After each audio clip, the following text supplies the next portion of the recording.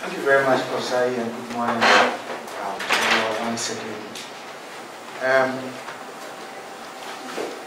Title of my presentational paper is dealing with Lunatics or Politics in Ghana, a case for public funding of political parties. I would go through quickly the outline of presentation. In the presentation, I want to talk about, first of all, the constitutionally imposed mandate of political parties, the cost of running political parties in between elections and then during electioneering campaign seasons, which I refer to them both as off-peak season and peak seasons. I would go on to define public funding of political parties as distinct from state funding of political parties, and of course look at some countries all over the world that have public funding of political parties. And then I would look at the relationship between lack of public funding of political parties and lunatics or politics. And the argument essentially is that lunatics or politics, one of the solutions in dealing with lunatics or politics is public funding of political parties. Then I will take a quick review of the IEA-sponsored public funding of political parties bill, actually in 2008, and then discuss how welcoming the idea of public funding is to Ghanaians and to politicians, and I have concluding remarks and some policy recommendations.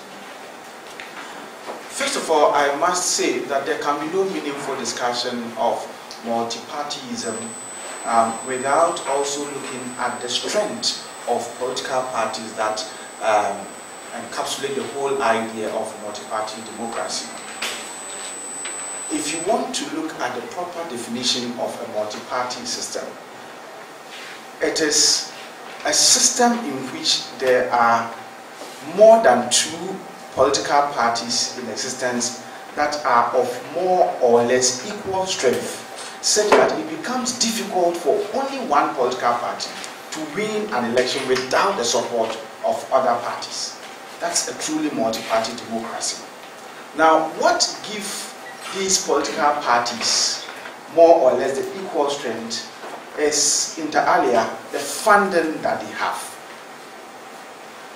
Now, democratization across the whole world has influenced the formation of political parties, particularly in electoral democracies.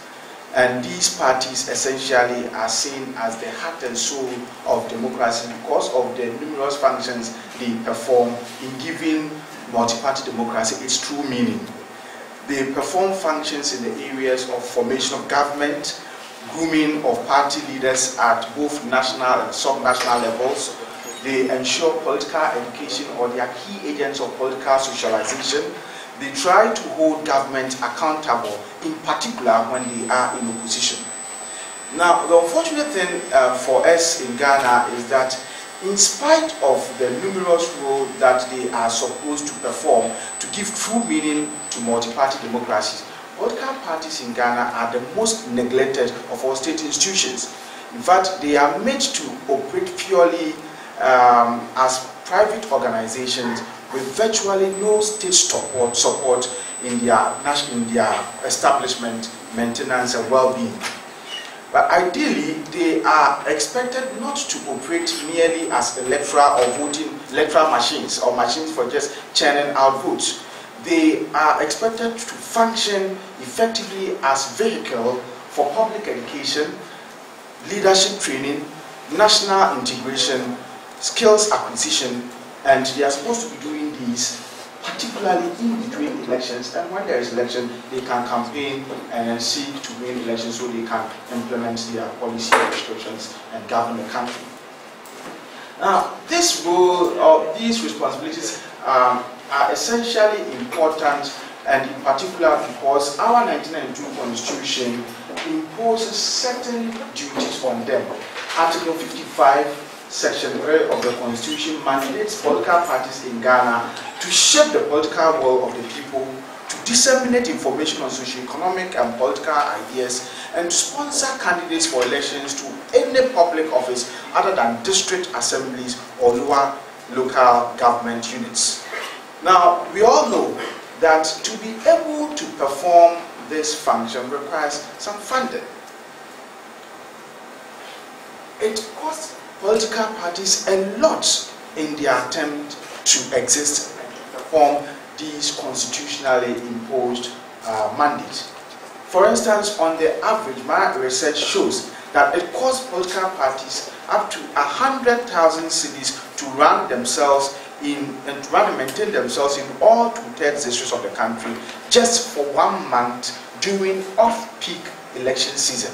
That is during inter-election or in between elections. 100,000 Ghana cedis just for a month on the average to maintain offices in all 2/3 of the constituencies or districts of the country. Now, during electioneering campaign or during peak time, it could also cost as much as 800,000 cedis a month on the average for political parties to run their activities. Now, this table shows some of the things they spent their monies on in an attempt to perform their constitutionally imposed mandates as political parties.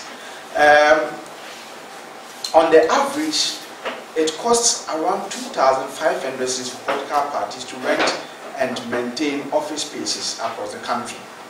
Again, it costs 8,000 cedis on the average every month for them to at least maintain and pay the salary of just about 3 staff. They also spend on the average 7,000 cedis every month just on utilities to be able to keep their offices running. And then, in order to be able to attract more votes, in order to be able to get people vote for them, they have to be attending social events and social gatherings. So they go for funeral, they go for wedding, they go for naming ceremonies and all other things. And when they go, they are expected to also make donations just to be able to look attractive to the people. And so it will cost up to 10,000 cedis a month that they will have to be spending. And then they will, I don't know whether you visited party offices recently. I mean, especially lead up to elections. You will go there, you want to see the national chairman or the general secretary, and you see so many people at the party office wanting to see the general secretaries, wanting to see the national chairman.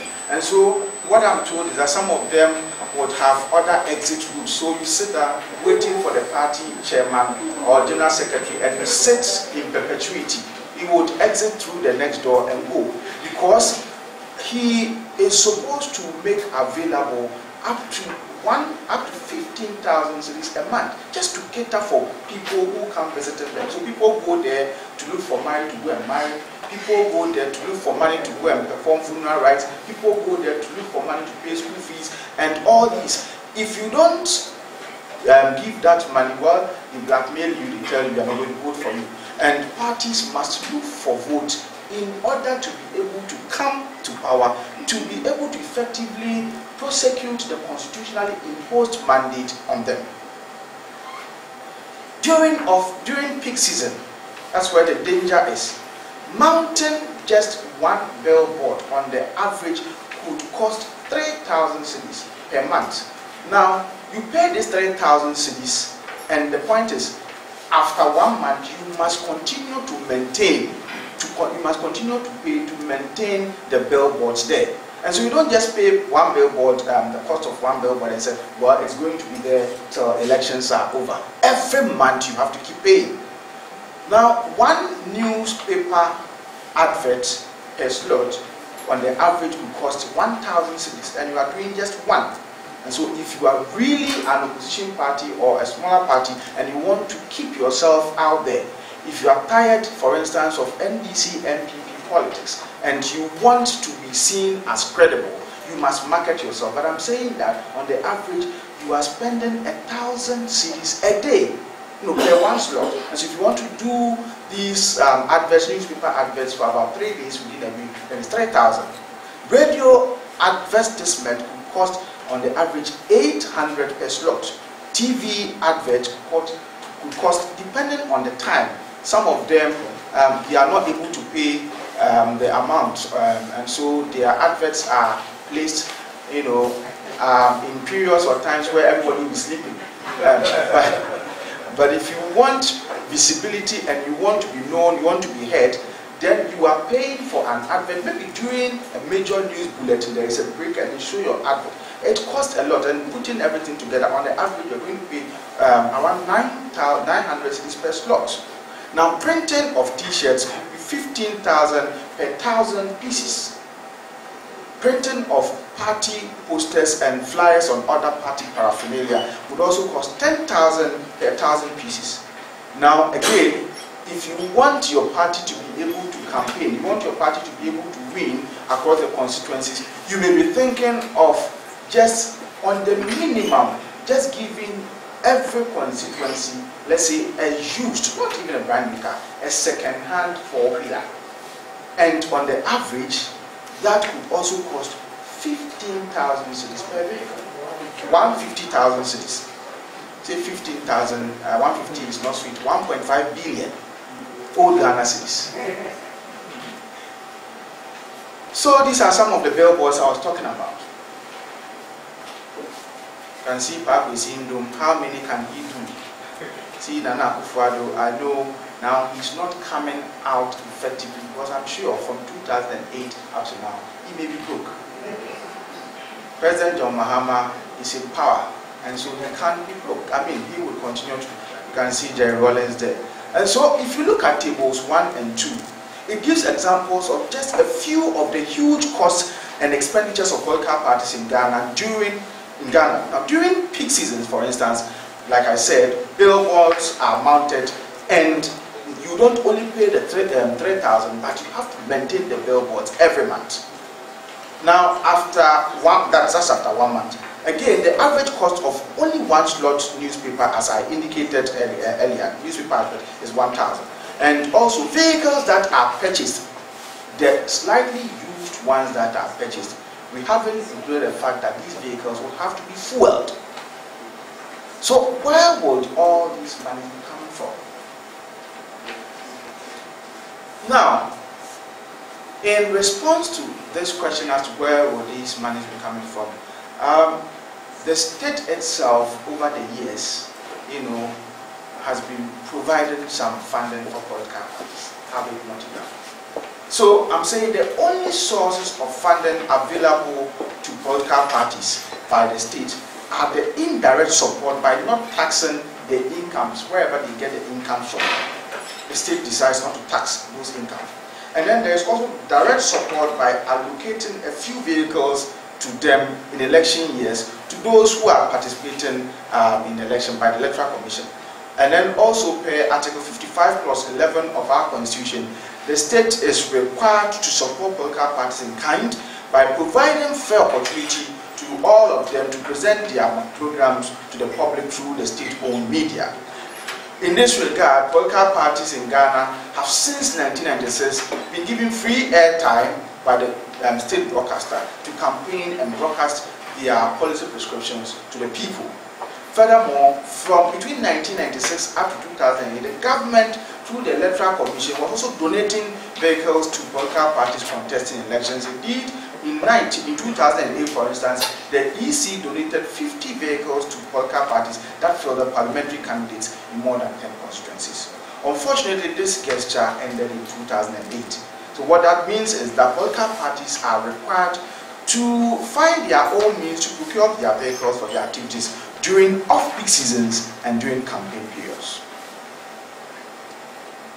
As they try hard to look for this money, our Political Parties Act 2000 places an injunction on them from seeking foreign funds to run their activities. Some people will talk about, so how about membership dues? Now my research shows that membership dues alone account for just only 2% of the cost of running political parties. So people shout, people are prepared to go and fight, and people are prepared to go and die for political parties, but they are not prepared to contribute money to funding political parties. If you are not prepared to fund political parties, why would you die for political parties? Now, even though the financial contributions of individual donors and financiers within the country could account for 35% of the cost of running political parties, unfortunately, these contributions are made only during the peak campaign season. So donors or financiers, party financiers are also tactical. They will wait and look for political parties that can win elections, that can show clear signs of winning, and then they will bring you their money. But in between elections, no financier want to give you money.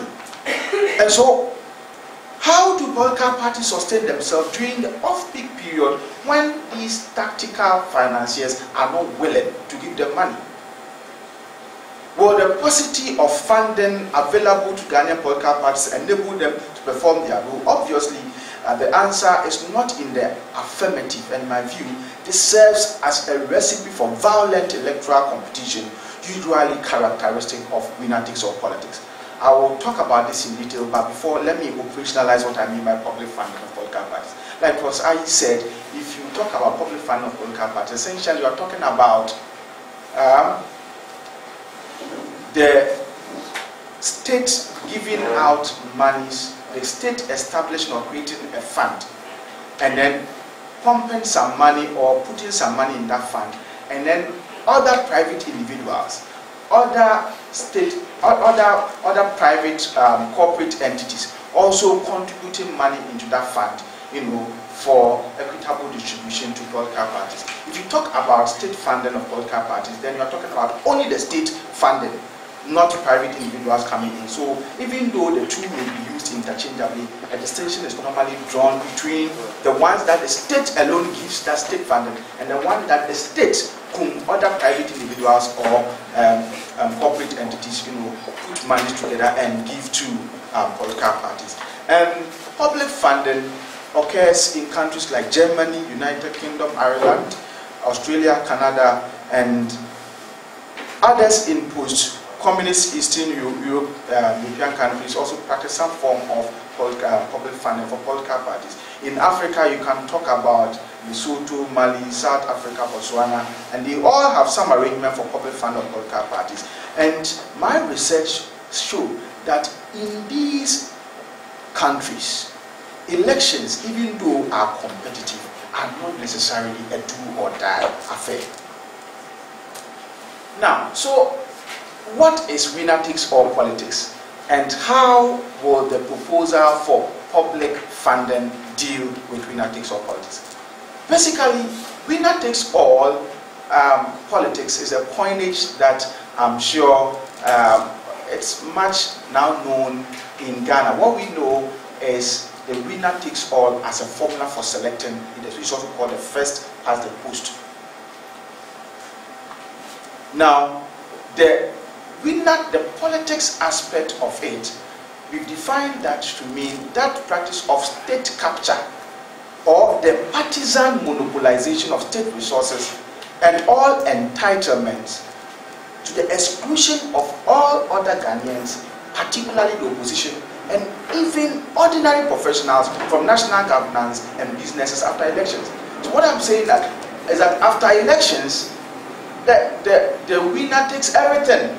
And what is sad is that even ordinary contractors who may not necessarily be politicians will lose their business. So if you are on a school feeding program and you are a caterer, you lose your business. If you are a road contractor, you lose your business simply because power has changed us. And if these people who are not necessarily partisan would be missing out simply because power has changed us, then as for the opposition, the least said about them, the better. So under WTA politics, or winner takes all politics, victorious political parties after election quickly sweep the political and economic stakes of the state as they consolidate themselves in power.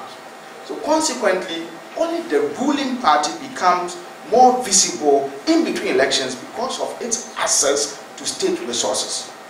Indeed, during election campaign periods, an uneven playing field is created as the party in power exploits its incumbency and access to state resources, while those in opposition operate virtually in oblivion due to limited financial resources.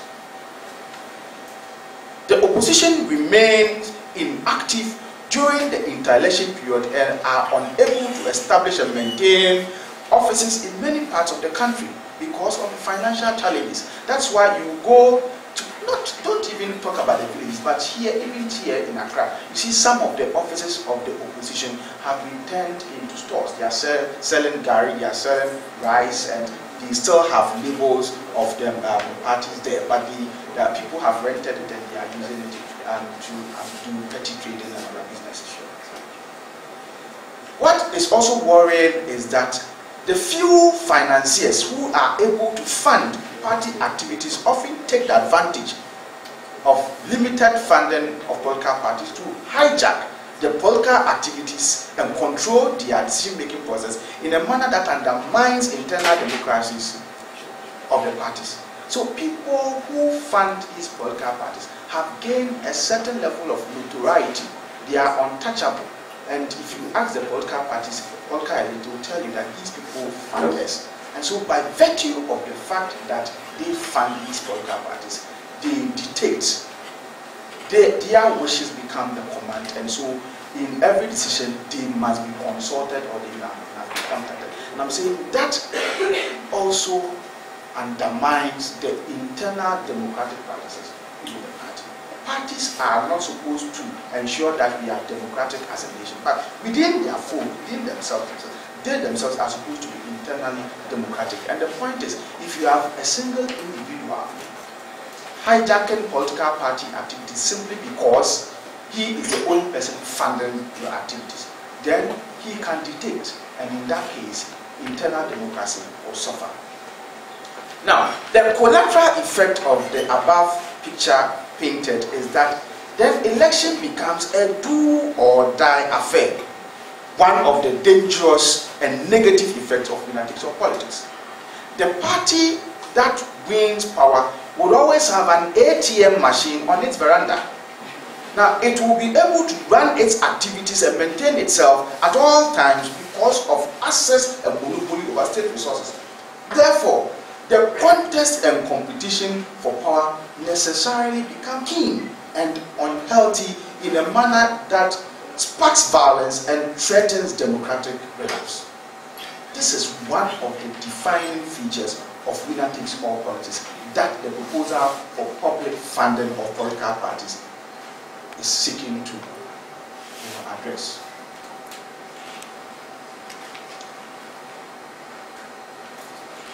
The unhealthy and do-or-die affair nature of electoral competition would, in my view, minimize drastically if would-be losers know that they will still survive in opposition after defeat.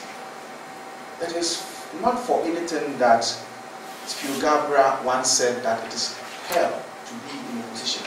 And he said this, he was referring to the fact that in opposition, politicians then begin to live like paupers. Now, if people know, political parties know, that they will be able to run their parties and match the ruling party in terms of campaign, their acrimony, their hostility, and the desire to win elections at all costs that threatens our peace would also reduce. If you win everything. If you lose everything.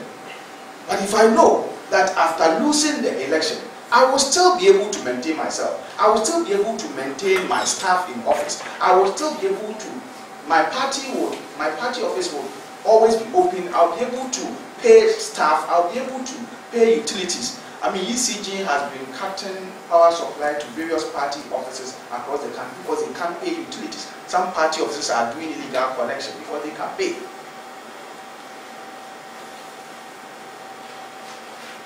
So if I know, if political parties know that after losing election, they will not live like paupers. After losing election, they can continue to perform their constitutionally imposed mandate to function in between elections. Then the acrimony, the rancor, and the desire to win at all costs, that always threatens the survival of our multi-party democracy, will reduce. It was against this background that the IEA and the Ghana Political Parties Program initiated a process way back in 2006 to prepare the draft public fund of political parties bill. The bill was finalized and published in 2008. Some of the features of the bill include the establishment of political parties fund. The principal source of money for the fund is 2.5% of the total tax revenue of Ghana. Other corporate entities and private individuals can also contribute to the fund. That's why it's called public funding. The fund is also expected to be administered by the Electoral Commission. The fund itself has a formula for its disbursement, comprising the reimbursement of electoral expenses and general administration of political parties. It also has an affirmative action component that encourages political parties to field women candidates in election. It also has a provision that exempts the fund from taxation, and it also has a provision for an annual audit of the fund and annual reports to be submitted to Parliament. Distinguished ladies and gentlemen, I'm sure there are copies of the bill, draft the bill, at the entrance of the institute, so you can get copies for yourself so that you can study in detail to see how the fund works. Because I have had people saying that it would encourage the proliferation of amorphous and mushroom political parties. But well, of course, I know I can mention TM who used to tell me that, well, he'll keep his party in office because around that time, if he's able to keep his party, he'll get 2 Niva vehicles or Tata pickups and all that. And so people are saying that it would encourage the proliferation of political parties. But the point is that the bill contains elaborate blueprint that will ensure that only political parties worth their salt benefit from that funding. Otherwise, then we'll go like the Malian way. Mali has over 100 political parties. The bill was submitted to President Mills in 2010, and he promised to pass it into law. Around that time, he said he forwarded it to the then Vice President, who is now the President of the Republic. Somewhere around 2012, when the now President was also launching the draft Presidential Transition Act, he also promised that he was going to pass it into law. As to whether this has been done or not, I'm sure you know. But is the idea of public funding of political parties welcoming? Let's note the fact that way back before 1992, our constitution was drafted. The committee of experts that drafted the 1992 constitution recommended some form of public funding for political parties. The Constitution Review Commission also made similar recommendations, but in the government's white paper, government merely noted the recommendation without saying much to commit itself. I mean, the fact that, well, we've taken note of it doesn't mean anything. And in my view, the fact that the draft public funding of political parties bill has remained the presidency for over 6 years without being forwarded to Parliament for passage into law, perhaps indicates the extent to which ruling governments in Ghana, and indeed many African countries, are willing to ensure a level playing field for the opposition in terms of electoral competition. The bill itself was initiated in 2006. So 2006 to 2016 is 10 years. But I'm saying it was submitted to the presidency in 2010. So it's 6 years. Generally, political parties in power tend to operate in a neo-patrimonial context, a situation where all powers, all resources, and all largesse of powers are expected to flow from the state. With the exception of a few proactive African countries that have introduced some customized variant of public fund of political parties, the vast majority of African leaders prefer to use state power and resources only to the advantage of party supporters in a manner that promotes corrupt practices through blatant looting of state resources, as well as facilitate the divisive phenomenon of winner-takes-all politics. Indeed, the unwillingness on the part of elected politicians in Ghana to ensure some form of public funding for all political parties in order to create a level playing field during electoral competition, and the desire to use resources of the state only to the advantage of their clients, is simply a way of keeping the opposition poor and depriving them of the needed resources to be able to challenge or match the ruling party in terms of electoral campaign. So the proposal for public funding of political parties as a solution to winner-takes-all politics in Ghana may seem outmoded at best. This may, in my view, be as a result of the prevailing economic hardships and sometimes the myopic perception of public funding as a dangerous weapon for political opponents by ruling regimes. Let's be mindful that the idea, in my research, showed that the idea was first mooted somewhere around 1996 during the Jerry Rawlings regime, but was killed. It surfaced during Gyampo's regime, but he only liked it without effort to get it passed into law. So far, as indicated earlier, both late President Mills and current President Mahama have all promised to ensure the passage of the bill. But up till now, what we found is that political parties in opposition clamor for it, but develop cold feet about it when they get power, because they see it as dangerous arsenal to their real or perceived opponents. And I remember, so in 2006, when the processes were taking place, the party in power now was in opposition, and I remember the extensive contribution that they made towards it. President Gyampo, when he was informed about it, said, the idea of public funding has come to stay. We like it, we support it. Let's all think about how we can share the modalities for ensuring that political parties are treated equitably. But all these things were captured in the bill, but in its time, we never put mechanisms in place to ensure that this becomes a law.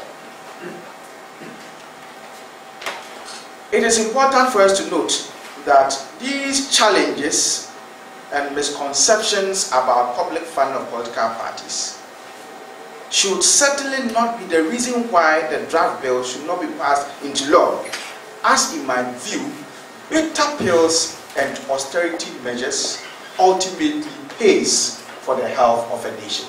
Bitter pills and austerity measures ultimately pay for the health of a nation. Now, weak political parties would always produce weak and incompetent leaders who would be unable to resolve our challenges. Public funding will not only reduce fierce electoral competition, it will also strengthen parties to be able to attract the right caliber of people to lead the nation in frontally tackling the quagmires of poverty and underdevelopment. If parties are properly funded, they could recruit somebody like Prof. Ayi, who are done with work as a scholar, come and help us run ourselves. And then eventually Prof. Ayi can become president of the Republic of Ghana. And given his experience as a scholar and a practical person, I don't think he will disappoint. But if parties are unable to fund themselves, they remain weak